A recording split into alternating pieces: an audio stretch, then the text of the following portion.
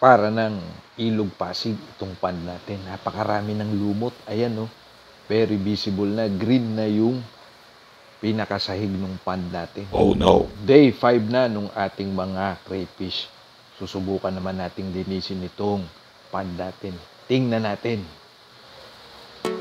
Welcome back mga Lodi at mga tropa dito sa ating munting channel. Kahit na iilan na lang ang nanunood dahil tumigil na tayo sa pagbablog ng mga kalapate. Pero from time to time, binabalikan natin yung mga tropang gulong natin. Hindi naman kailangan ganito kalinis yung pond natin. Dahil nadudumihan talaga ito yung katulad nito, yung mga pagkain na ibinibigay natin sa crayfish. Dahil pagka hindi nila nauubos yan, naiiwan sa ilalim yan at nagkukos ng dumi. Pati din yung mga waste ng mga crayfish at ng mga isda natin. Pero dahil sa inaaral natin ito sa YouTube University at Facebook University, yung pag-aalaga ng crayfish, na-discover natin na hindi pala kailangan na sobrang linis nito dahil minimimik natin yung mga nasa ilog. Doon nabubuhay talaga itong mga isda na to sa freshwater na kailangan meron din silang konting lumot. Huwag naman napakarami dahil magkukos na ng ammonia yun kapag ka na pinabayaan natin. Still remain to be proven dahil dito sa sistema natin, bago pa lang nga tayo, 5 araw pa lang itong mga crayfish natin. What? Pero ganun pa man ay babawasan pa rin natin yan, lilinisin pa rin natin dahil sa aesthetic effect naman. Hindi kasi maganda tingnan kapag ka nag-greenish yung ilalim ng pond natin. Ang pinaka-goal talaga natin dito ay mabuhay natin yung 4 na pirasong crayfish natin. Kapag ka nabuhay natin sila sa loob ng 1 buwan, ibig sabihin tama yung ginagawa nating sistema at kukuha na ulit tayo ng iba pang mga breeder para dumami ng dumami itong mga crayfish natin. Sa YouTube University ko din nakuha yung idea na yun dahil sa kapag ka nakumuha nga naman tayo ng napakarami at napakamahal pa ng presyo ng kada breeder nito, kada pares nito, kada trio nito, kapag ka na namatayan tayo, baka panghinaan tayo ng loob. Kaya sinusubukan muna natin sa iilang piraso kapag ka na dumami na, kapag ka na nabuhay natin sila, bibili ulit tayo ng maraming mga babae, kahit iilan lang yung mga lalaki na crayfish na nariyan.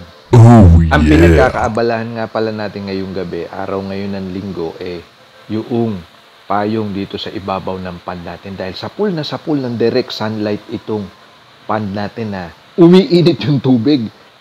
Lalagyan pa rin natin ito ng kangkong. Baka maging sinigang na ang kalabasan ng mga hipo natin dito. At sa mga napanood ko nga pala sa YouTube, hindi kailangan na biglaan kang magpalit ng tubig. Tayo naman hindi tayo magpapalit ng tubig. Lilinisin lang natin. Dahil kapag ka na nagpalit tayo, halimbawa ay 80% pinalitan natin, baka ma-stress yung mga crayfish natin. At kapag ka na magdadagdag nga pala ako ng tubig sa natutunan ko din, dapat ay itotow mo muna ng mga 2 to 3 days. Para mawala yung chlorine, para siguradong safe na safe ka na. The next step. Ikinabit na natin yung payong mga lods.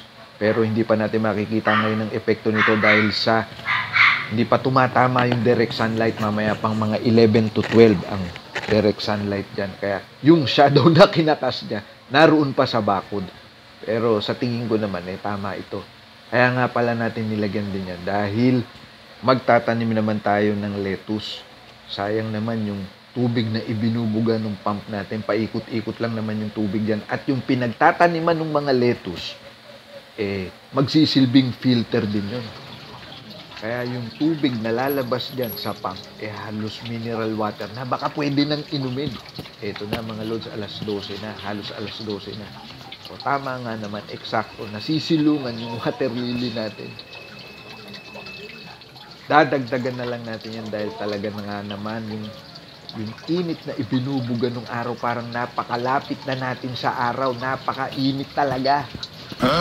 Kahit maging yung alaga nating mga hayop, kahit gabi na ramdam pa rin nila yung init dahil yung pader na yan nasa likod ng aso. Sapul ng araw yan.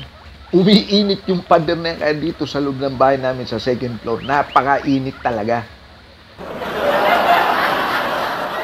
The next step. Eto na, linisin na natin yung flooring nung pond natin dito sa mini ilog natin. Kung napapansin ninyo, isang brush lang, talaga namang parang luminis. Naglutangan agad yung mga lumot.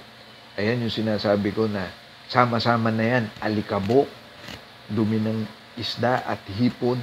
Pero mostly tingin ko dyan alikabok dahil napaka-alikabok dito sa lugar namin na kapag ka na pinabayaan mo yung kakapal ng kakapal yung katulad nung naranasan namin almost after siguro mga 5 to 7 years bago nilinis. Ang kapal ng putik dyan.